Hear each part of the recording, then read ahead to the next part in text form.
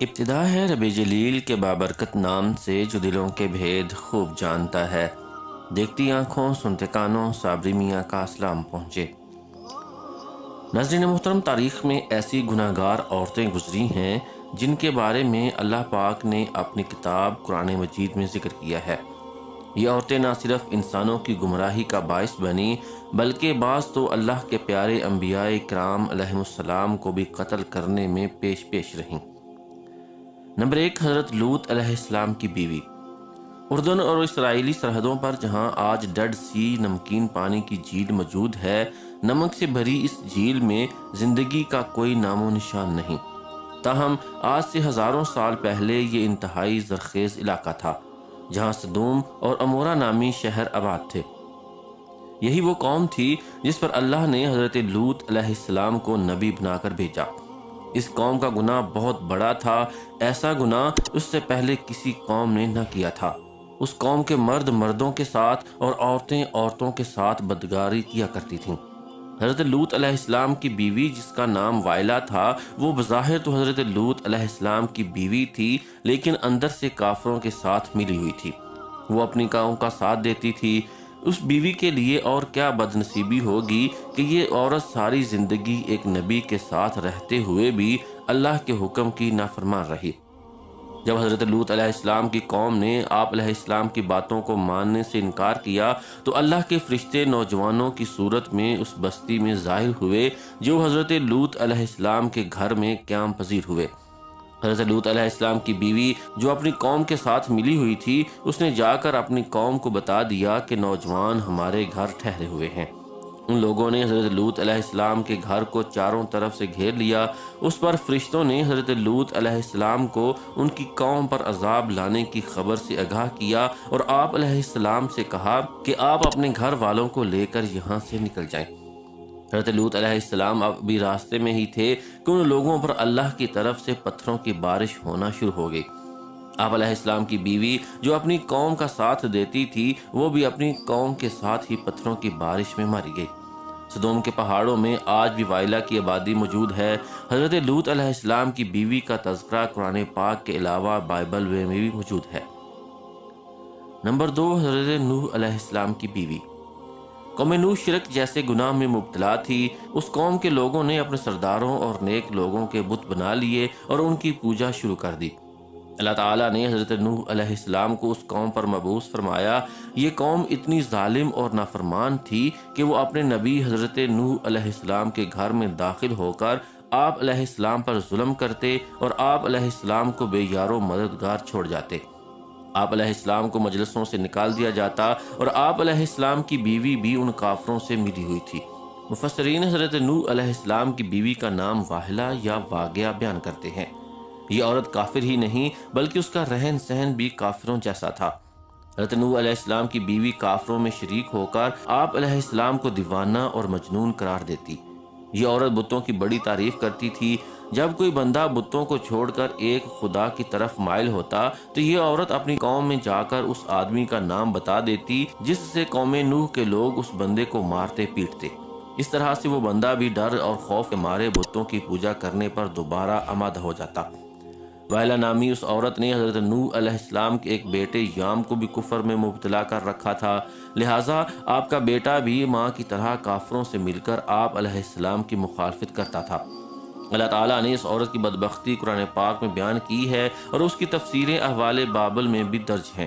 جب اللہ پاک نے حضرت نوح علیہ السلام کی قوم پر سیلاب کا عذاب نازل کیا تو آپ علیہ السلام کی بیوی اور نافرمان بیٹا یام بھی اپنی قوم کے ساتھ برباد ہو گئے۔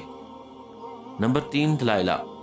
دلائلہ وہ عورت ہے جس کا نام کئی صدیوں سے بے وفائی اور دغا بازی میں بہت مشہور رہا ہے۔ اس کا ذکر قرآن پاک اور بائبل میں پڑھنے کو ملتا ہے۔ واقعہ کچھ یوں ہے کہ حضرت موسیٰ علیہ السلام کی وفات کے بعد بنی اسرائیل کی قوم عمالقہ کی محکوم بن چکی تھی، تو اللہ تعالیٰ نے اس قوم میں ایک بہت ہی طاقتور لڑکے کو پیدا کیا جس کا نام سمسن تھا۔ سمسن اس قدر طاقتور تھا کہ وہ اکیلا ہی ہزاروں بندوں کا مقابلہ کر لیتا تھا۔ قوم بنی اسرائیل نے اس بندے کی صلاحیتوں اور بہادری کو دیکھتے ہوئے سیمسن کو اپنے قاضی کے عہدے پر فائز کر دیا اور سیمسن کی طاقت کے ذریعے قوم عمالقہ پر فتح حاصل کرنے کی کوشش میں لگ گئے۔ دوسری طرف قوم عمالقہ سیمسن کی طاقت کا راز جاننا چاہتی تھی، اس لیے انہوں نے اپنی قوم کی ایک لڑکی جس کا نام دلائلہ تھا، اس کو سیمسن کی بہادری اور اس کی صلاحیتوں کا راز دریافت کرنے کے لیے سیمسن کے پاس بھیجا۔ سیمسن اس لڑکی کو دیکھ کر پاگل ہو گیا اور اس کی محبت میں دیوانہ ہو گیا۔ اس نے اس لڑکی کو اپنی صلاحیتوں کا راز بتا دیا۔ سیمسن کہنے لگا کہ اس کی طاقت کا راز اس کے لمبے بال ہیں۔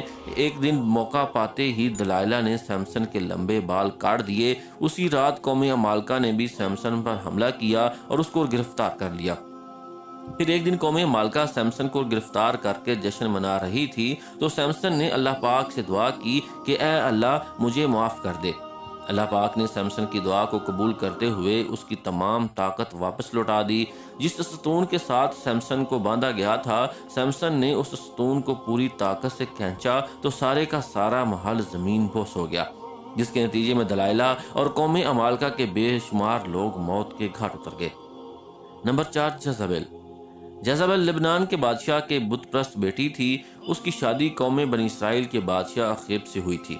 جیزابل نے نہ صرف اخیب کو بت پرستی پر لگایا بلکہ تمام ریاست میں ایک خدا کو ماننے کی بجائے بے شمار بت بنا دیے تاکہ لوگ ان بتوں کی پوجا کرتے ہوئے گمراہی سے باہر نہ نکلیں۔ قوم کے نیک بندے یرمیاہ علیہ السلام نے جیزابل اور اس کے شوہر سے کہا کہ تم سب لوگ بتوں کی پوجا کرنے کی بجائے ایک خدا کی عبادت کرو، اسی میں تمہاری بھلائی ہے۔ اس ظالم عورت نے حضرت یرمیاہ علیہ السلام کے ساتھ کھڑے ایک بوڑھے پر نیزے سے شدید وار کیا، جس سے وہ شخص وہیں پر شہید ہو گیا، اور حضرت یرمیاہ علیہ السلام نے عورت کو بددعا دی کہ بہت جلد ہی حسین و جمیل بدن کو کتے نوچ نوچ کر کھائیں گے۔ اس کے بعد اللہ پاک نے اس قوم پر حضرت الیاس علیہ السلام کو بھیجا، لیکن وہ بدبخت ملکہ ایمان لانے کی بجائے آپ علیہ السلام کو بھی قتل کرنے کے لیے تیار ہو چکی تھی۔ پھر ایک دن حضرت یرمیاہ علیہ السلام کی بددعا رنگ لائی اور ملک اسرائیل پر سرحدوں کے وحشی قبائلیوں نے حملہ کر دیا۔ ان لوگوں نے ملکہ جیزابل کو زخمی حالت میں سڑک پر پھینک دیا، یہاں تک کہ بہت سے جنگلی کتے جیزابل کی لاش کے ارد گرد جمع ہو گئے اور کتوں نے نوچ نوچ کر کھایا۔ نمبر 5، عطالیہ۔ عطالیہ حضرت الیاس علیہ السلام کے دور سے تعلق رکھنے والی ملکہ جیزابل کی بیٹی تھی جس کا نام عطالیہ تھا۔ یہ لڑکی اپنی ماں کی طرح بہت حسین و جمیل تھی، یہ بھی کافر تھی۔ اس کی شادی یہودا کے بادشاہ یہوران سے ہو چکی تھی۔ اس قوم میں بھی ہر جگہ بتوں کی عبادت ہونے لگی۔ اس قوم پر بھی وحشی لوگوں نے حملہ کیا اور ان وحشیوں نے یہورام کو بھی قتل کر دیا، لیکن یہ بادشاہ ایک غار میں چھپ گیا، جس کی وجہ سے اس بادشاہ کی اس غار میں موت واقع ہو گئی۔ وہ وحشی عطالیہ اور اس کی بیٹی اگزالیہ کو اپنے ساتھ لے گئے اور دونوں ماں بیٹی کو بہت زیادہ ذلیل و رسوا کرنے کے بعد آزاد کر دیا۔ اس کے بعد عطالیہ نے بتوں کی عبادت سے توبہ کر کے حضرت موسیٰ علیہ السلام کے مذہب پر ایمان لے آئی، لیکن اس تبدیلی کو سال بھی نہ گزرا تھا کہ عطالیہ پھر کفرانہ کاموں کی طرف لوٹ گئی۔ اس کی بیٹی کے قتل کے بعد ملکہ عطالیہ کو ہی سلطنت یہودا کا تاج پہنا دیا گیا۔ اس نے اپنی دولت کے نشے میں آ کر اپنے پوتوں کو قتل کروایا، پھر اپنی رعایا پر بھی ظلم و ستم کرنے لگی۔ تاہم اس کا ایک پوتا جو اس سے جان بچانے میں کامیاب ہو گیا تھا، یہودا کے لوگوں نے اسے اپنا بادشاہ بنا لیا۔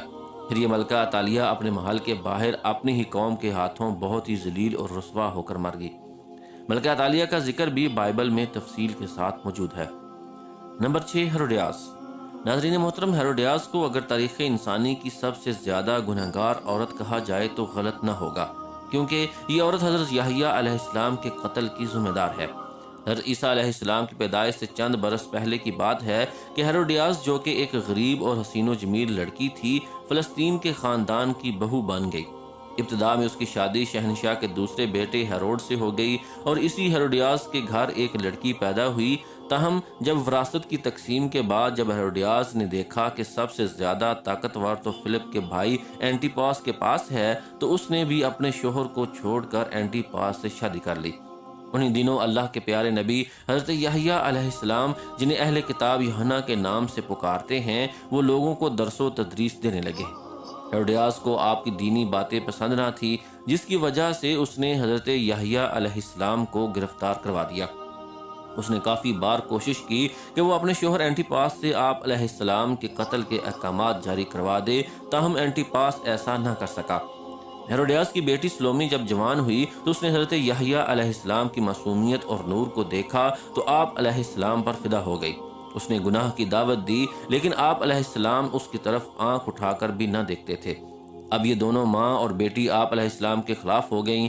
ایک دن بادشاہ اینٹیپاس کے سامنے بیٹی سلومی نے بہت ہی بیہودہ ڈانس کیا، یہاں تک کہ رقص کرتے ہوئے اس نے اپنے جسم کے سارے کپڑے اتار دیے۔